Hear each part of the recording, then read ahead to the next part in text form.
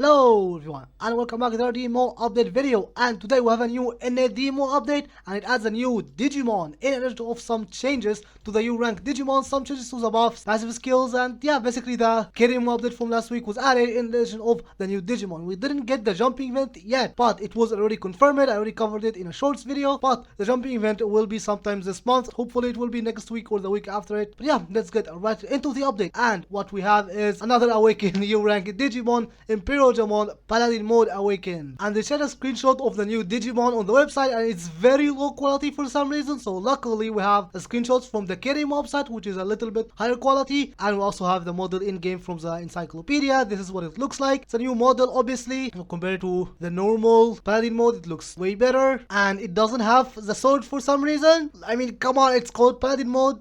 Okay, here is the sword. It's only in the idle animation, but I'm gonna assume she uses Paladin mode in its normal skills. And looking at stats, and unfortunately we don't have the critical rate or the attack speed, but it have 18k HP, 9k attack. It is the highest base attack in the game, and the HP is 18.9k, which is like average for URank. It's the same as Gallant mode. And the skill damage, first skill have 22k damage with 4 seconds cooldown. Second skill is 46k with 8.5 seconds cooldown. Third skill is the Omega Blade, 51 seconds cooldown but 255k damage. And the fourth skill is 30 seconds cooldown with 21k damage. And the F3 and F4 gives bombs. The F3 gives critical damage, and the fourth skill gives skill damage. We don't know the duration, unfortunately. There is that, don't know how much it gives and what's the duration. But yeah, that is Paladin mode Awakened. I can't really tell how strong it is compared to other URanks, as I don't have any other URanks to compare it with. So I'm not really up to date with the URank meta. All I know is like Crimson mode and Bloom Lordmon are like the best two from what I understand, and now maybe Eosmon because she got ASB, and we'll cover that in a second. But he is obtained,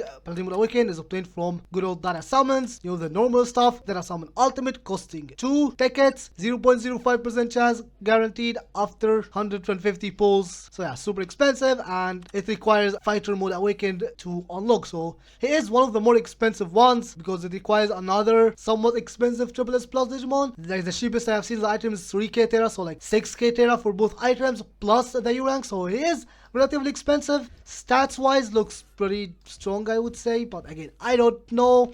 His vaccine line, so getting the same buffs as Merciful mode. I'm gonna assume he's strong at this point, honestly. But yeah, that is Paladin mode Awakened. And similar to the other URanks, it comes with 2 new deck buffs. First one is Ancient Cries, requiring normal Omegamon, and Paladin mode Awakened gives you 17% attack speed, 10% hit rate, really 10% and 130 critical damage. So 10% hit rate, like unless its base hit rate is like 5000 or something, 10% is like 50 hit rate. So the second part is not as useful as they think. Like 50 hit rate is nothing unless its base hit rate is like 1000. Yeah, 10% is nothing, but still 17% attack speed and 130% critical damage. But the second deck buff gives more attack speed but gives 5% attribute damage, only 5% really, and 30% attack. Honestly, these 2 deck buffs, at least compared to the other like broken URank deck buffs, doesn't look that strong. Like attribute damage is not bad, but like a good set gives you a lot. Like I already have 62% attribute damage. What's 5% on top of that? It's not that much. They look kinda underwhelming compared to other URank deck buffs. Like this one is just straight up not that good. 30% attack is not gonna be bad, but like it's still not that good either, mostly compared to the URank. Like this, they are probably better than the other S plus deck buffs, like the D5 Day and the Legendary Knights vaccine. The new deck buffs are probably better, but are they better than the other URanks? Like probably this is gonna be the best one because 130 critical damage is pretty reasonable. This one is just 1% more attack speed, but like only 5% attribute and 30% attack. So these are the deck buffs for the new URank, and the deck buffs are available as D units as well. So yeah, if you have the deck buff, you can also get the D unit, which yeah gives you some stats. Next, we have a passive buff changes for the Steel type Digimon for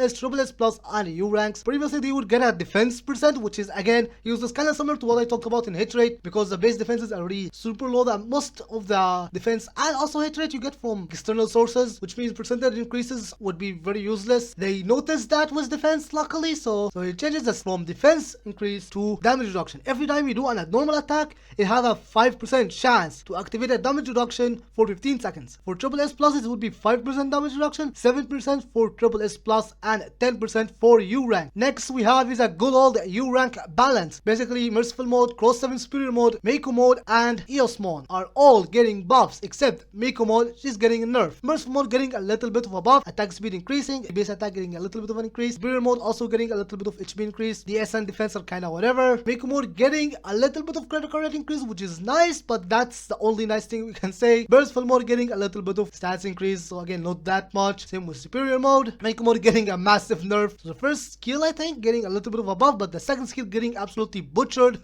from 48k to 15k, and it's now AoE. Doesn't matter, we don't have AoE content, and even if we did, this is not doing anything. Like, even the thing is, the damage is low, that even if we did have AoE, this still would be useless. So yeah, this is silly. Now I think about it even more, this is even more silly. So like, what is this for? Like, again, even if they add AoE content and you need to use Mako mode, this does no damage. Like, this is not a good amount of damage. This is just one skill doing 15k every, like, what's the cooldown? 12 seconds. Even if we have AoE content, doing 17k every 12 seconds is not AoE damage.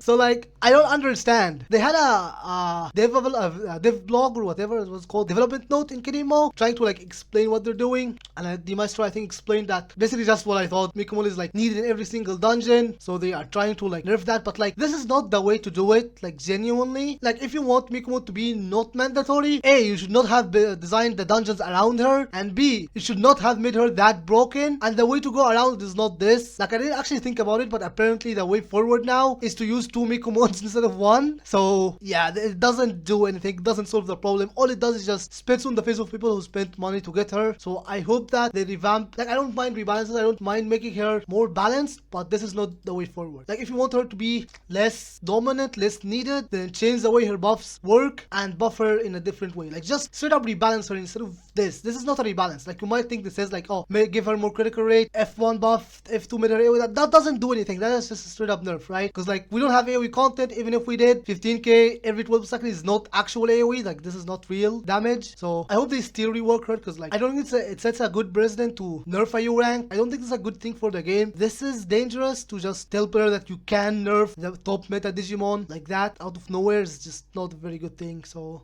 hopefully they rework that, but I'm seeing that I already made it in NADMO, and it's already been like a week or so in Digimon. It wasn't changed. I don't think it's gonna happen, but we'll see, I guess. So Spirit mode also getting more buffs, gets a taunt, which apparently I have a bug. It doesn't work as similar to the provocation memory skill, but it should work recently. Well, like, at least guarantee you're the one to taking normal attacks. F3 getting cooldown reduction, or is it F4, whatever it is, getting from 250 seconds to 55 seconds, and you get 150,000 damage shield every 55 seconds, and it lasts for 30 seconds. So it's good. Actually, not as good as I thought, because you can't heal the shield, but it should be still good enough. Like, it should be a pretty good tank. Mako mode still getting butchered, still going to be AoE. Again, doesn't really do much, as I just said. And the F4 is getting duration nerf from 60 seconds to 30 seconds. So yeah, Mako mode just got nerfed, and the F3 cooldown going from 30 seconds to 40 seconds. So yeah, she's dead. Not entirely dead, but as dead as a URank can get. Damage wise, she's probably not even doing S plus damage now. Or at least she's gonna get out DPS by good S plus Digimons, and her buffs are still strong, to the point where you are still probably gonna be running 2 Mako modes instead of 1. So again, this nerf doesn't do anything other than just it nerfs a Digimon that players paid for, so it's not very good. And lastly, Eosmon getting ASB, officially confirmed as a feature now. So yeah, this is the first time ASB is ever mentioned in patch notes, but it is now. So ASB is officially a feature. Hopefully that means we can actually get ASB support, aka like actually establish which Digimon have it, add it to the Digimons that don't have it, stuff like that. But who am I talking to? They kinda don't care, honestly. But yeah, these are the URank rebalances. Next, we have some changes to Shadow Lab. First of all, they finally fixed the whole family buffs work on anything. So family buffs, when they were first introduced, they would give buffs to the Digimons of that family. So if you use the NSO buff, it would only give the buffs to your Digimon if it have NSO family. But at some point, I think last year or so, I think over a year or year and a half, it was changed at one point. It was not mentioned on patch notes, just happened. People assumed it's a bug, and that was family buffs work on anything, doesn't have to be the family. And it stayed in the game long enough that people, including myself, thought it was a feature. Like,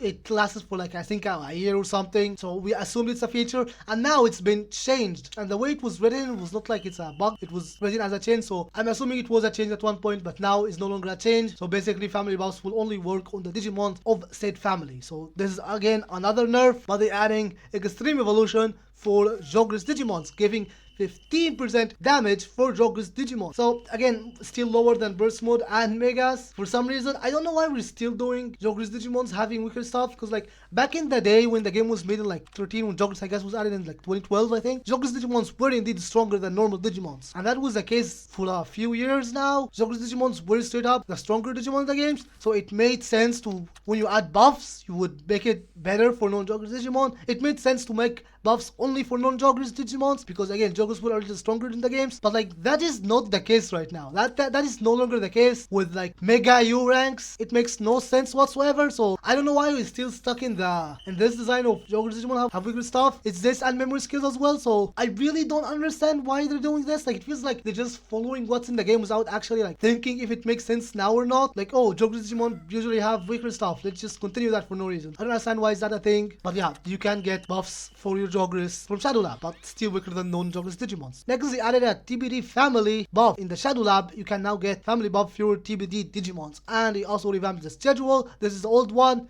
and this is a new one. And Unknown Shadow is the one for the TBD, so you can get it on Sunday. Also, since I forgot to mention it, they added another buff for Merciful Mode, because of course. Next, we have some improvements to Dungeon Rewards. From Real Base, you can now use Contaminated X Antibody Core to craft items, including Obsidian Stone, Banana, Equipment Backup Discs, because why not? Next, they added enhancement ship sets for TBD, so once again, TBD is still getting family stuff. I believe obtained the same way from the other ship sets, from like Real Base and Solomon drops and stuff like that, and on the craft. So I guess now you have the TBD and the old family chipsets to use on your TBD Digimons. And next we have level 4 memory skill. Again, still weaker than the highest memory skill. So level 4 is now gonna be the equivalent of high memory skills for normal Digimon. Still weaker than higher. Once again, don't know why. They're just following the old design for no reason. But yeah, I guess Jogris now got slightly stronger memory skills, still weaker than the highest, but I guess we take that. And lastly, for the events, if you unlock the Paladin mode before the 27th of May, you can get a title that gives you 15% light skill damage, 700 hit rate, and 2000 HP. And in the same duration, you can get the good old summon quest. You get the summon card item, you go to the terminal summon square, you right click on it, and you'll be able to summon Paladin Awaken, defeat it, complete the quest, and you get the Trace of Kuramon, which will give you one of these random items. And to get the level 4 memory skills, you can get it from the new Premium Memory Cube for 49 crown each, which will give you random level 2 to level 4 memory skills. And yeah, here is the update. It adds a whole bunch of nerfs, honestly, and that's kind of been the name of the game lately. They've been doing nothing but nerfs. I mean, they've been adding some cool stuff here and there, but like the nerfs just makes it not very cool. So yeah, I'm not sure. The state of the game right now, in my opinion, is like the worst it's ever been, because like even back in the day when we get like the good old super hard dungeons, new premium data summon Digimons, I wouldn't like complain too much. It's like business as usual, right? But now it's not just that, it's that on its of nerfs. It just makes the game feel a lot worse right now. So I don't know. Hopefully something happens. Otherwise, I have never been dissatisfied with the game as I am right now. So yeah, let me know in the comments what you think. And with that, thank you very much for watching. If you enjoyed the video, make sure to like on it and subscribe for more demo content. And I'll see you guys in the next video.